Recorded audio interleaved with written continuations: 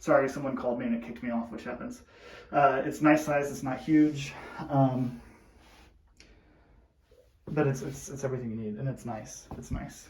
It's not a bad house. I'd live here. Let's go check out the basement. Oh, closet.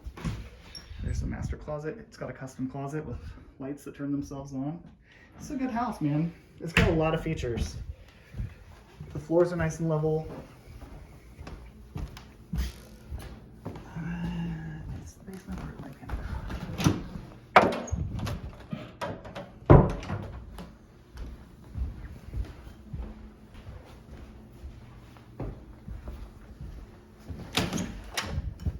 there it is. There's the garage. And let's check out the basement. This is a little wobbly.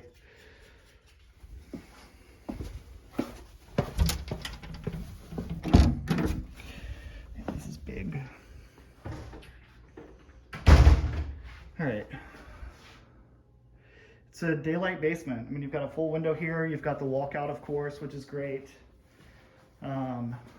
Here's our panel. It's older. It's a Cutler hammer, which is a good brand, of course. Everything, all the interesting stuff is on the other side of the panel. I don't know what I'm looking at in there anyway. And then we've got a sub panel, it looks like, for the cooling.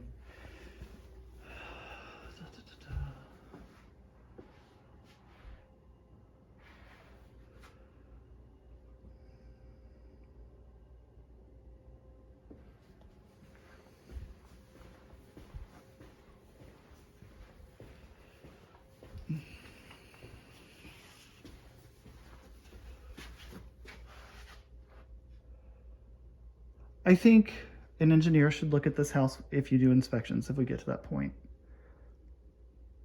At least on the rear wall, I'm not noticing anything immediately, but I have I think it's okay on the back wall, on this back wall.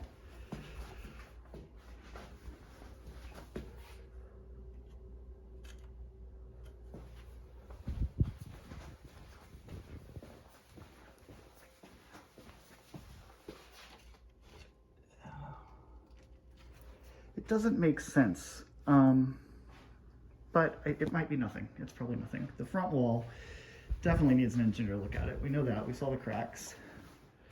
Here's one of them. And then the other one is here.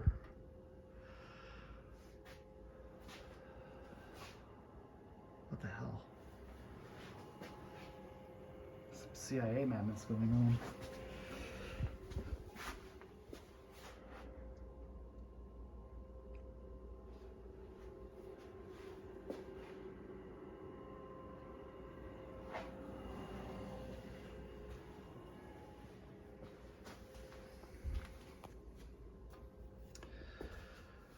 I'm going to talk about some things so that you don't have a silent video, and then I'm going to stop recording, and then I'm going to look at this front wall just to kind of give us an idea.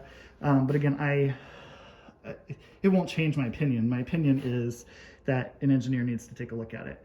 There might be some for some reason, some lateral movement on that rear wall. If it's there, I can't visually see it, but I can feel it with my finger at the top.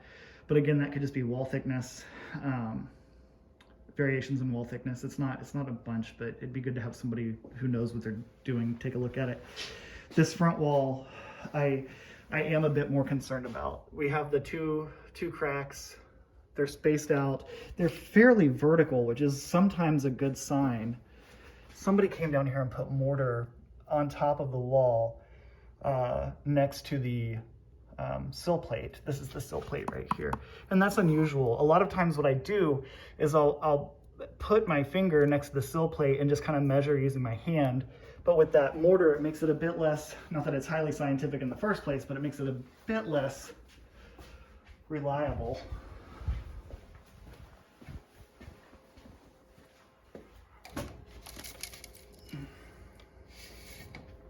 Here's your stack.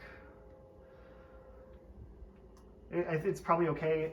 Anytime an older home has a cast iron stack, especially lately, we've been seeing a lot of them be in deteriorating condition. There's a nice clean out right there. As part of inspections, I would recommend a drain line inspection. They'll go all the way out to the street. There is some rust on it, and we call that cancerous rust because by the time it starts showing up on the surface, it's usually a little bit worse on the inside.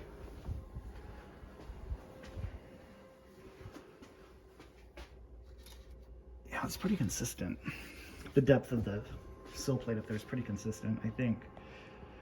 So I don't know if these, I can't tell if there's been any lateral movement on this one either. But again, doesn't change what I'm saying doesn't change anything. We know that there's some type of issue because there's a crack and an engineer needs to look at it.